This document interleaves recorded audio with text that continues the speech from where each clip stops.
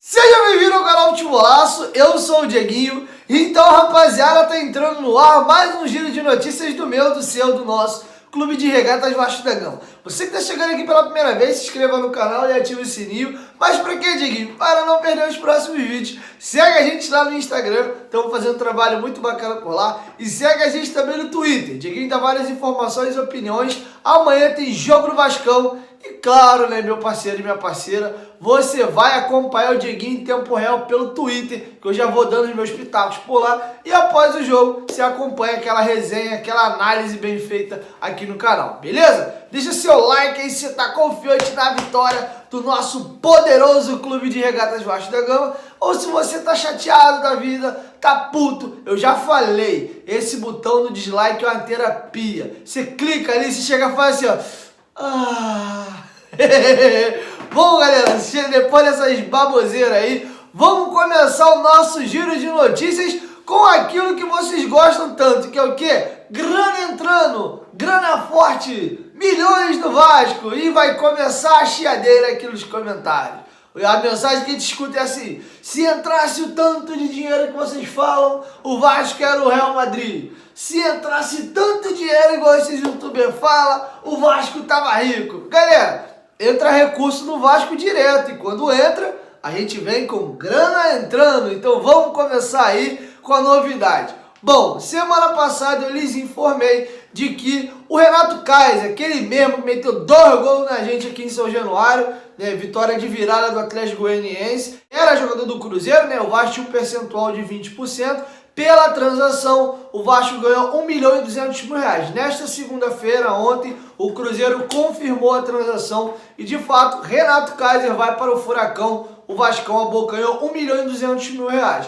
Outra negociação que se concretizou hoje, nosso companheiro, o Garone, né, o André Schmidt, a galera que acompanha, adora as análises dele, informação dele, ele é colunista do jornal Lance, né, e ele deu de primeira essa informação aí. Não sei se vocês vão lembrar, eu acredito que muita gente nem sabia, o zagueiro Marlon, que virou profissional aí pelo Fluminense, foi vendido para o Barcelona, jogou até um períodozinho no Barcelona B, o Fluminense vendeu o jogador por 5 milhões de euros, o Barcelona emprestou ele para o Nice, voltou, o Sassuolo comprou ele em 2018 por 6 milhões de euros e acaba de vender agora o jogador por 15 milhões de euros para o Fulham da Inglaterra. E aí, Dieguinho, o que o Vasco tem a ver com essa história? Dos 12 aos 14 anos de idade, ele jogou na base do Vasco, e saiu da base do Vasco e foi para a base do Fluminense. Inclusive, quem acompanha o Vasco todo dia mesmo, já de muitos anos, vocês vão lembrar de uma entrevista coletiva que o Eurico Miranda deu descascando o Roberto Dinamite, que no período que ele, Eurico, saiu da gestão,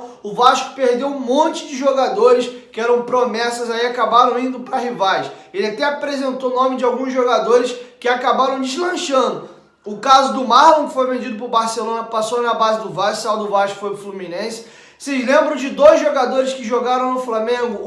O Muralha, ele é um volante, não é o goleiro não. Acabou que começou bem, mas não deu em nada. Saiu da base do Vasco, foi para a base do Flamengo. Se eu não me engano, o Jorge, lateral esquerdo. Mas um que eu tenho certeza que era a nossa cria e foi para o Fluminense também, por má gestão das nossas categorias de base, foi o Kennedy. O Vasco até tentou pegar ele por empréstimo esse ano do Chelsea, não conseguiu. O jogador saiu do Vasco, foi para o Fluminense, fez carreira lá e de lá foi vendido para a Inglaterra. Mas como o Marlon jogou na base do Vasco dos 12 aos 14 anos de idade, o Vasco tem direito aí de 0,75% da negociação e vai pingar R$720 mil no Vascão. Temos R$1.200.000 da negociação do Renato Kaiser, então R$1.920.000, arredondando aí quase 5 milhões de reais que está entrando nos cofres do Vascão. Então você gosta ou não gosta do título, é grana entrando no Vasco sim, é mais um dinheiro, graças a Deus, um dinheiro que não era esperado e está pingando na conta do Vasco. Há umas 2, 3 semanas atrás,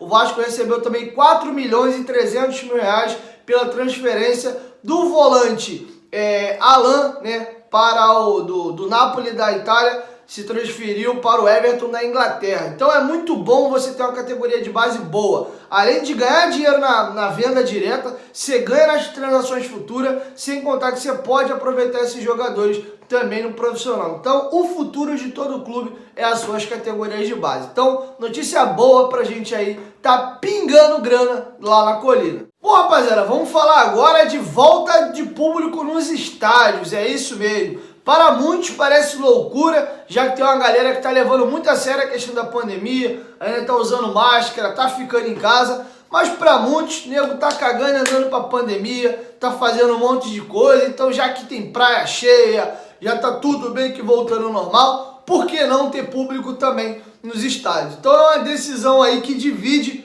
muito a galera, principalmente a galera que é política, né? Quem é lá de esquerda tem uma opinião, quem é de direita tem outra, mas enfim, não tô aqui para falar de política, tô aqui para dar informação. Pois bem, teve uma reunião essa semana aqui no estado do Rio de Janeiro, foi feito um protocolo, né, que foi apresentado à CBF e entregue agora ao Ministério Público.